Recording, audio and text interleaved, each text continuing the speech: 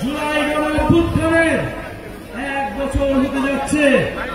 অনেক স্বপ্ন নিয়ে আমরা রাজপথে নেমেছিলাম, অনেক স্বপ্ন নিয়ে আমার ভাই আবু সাঈদ পুলিশের বুলেটের সামনে বুক পেতে দিয়েছিল, অনেক স্বপ্ন নিয়ে আমার এই রাজশাহীর ভাইয়েরা শহীদ হয়েছিলেন।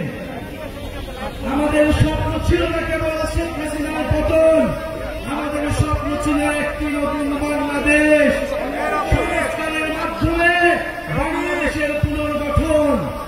কিন্তু বন্ধুগণ, দুঃখের কথা, 5ই আগস্টের পরে নানান শক্তির ষড়যন্ত্রে সংস্কারের পথ রুদ্ধ হয়েছে।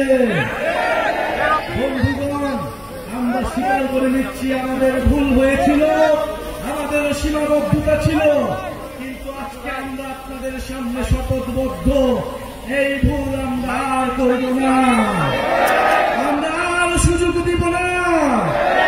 এই গণঅভ্যুত্থানকে, যারা এই সংস্কারের যাত্রাকে ব্যাহত করার চেষ্টা করছে, বাংলাদেশের জনগণ তাদেরকে কোনদিন ক্ষমা করবে না।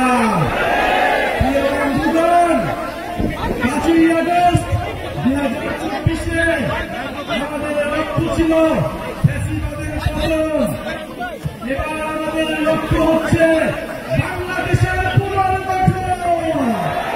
প্রিয় বন্ধুগণ, 5ই আগস্ট আমাদের লক্ষ্য ছিল গণভবন, এবার আমাদের লক্ষ্য হচ্ছে বাংলাদেশের ভবন। এবার জাতীয় সংসদকে আমরা জয় করব ইনশাআল্লাহ। জাতীয় সংসদে তরুণদের অভূতপূর্ব বিজয় উদযাপিত হবে সামনের নির্বাচনে। কিন্তু তার আগে কথা আছে, নির্বাচনের আগে অবশ্যই সংস্কারের সুরাহা হতে হবে, বিচারের সুরাহা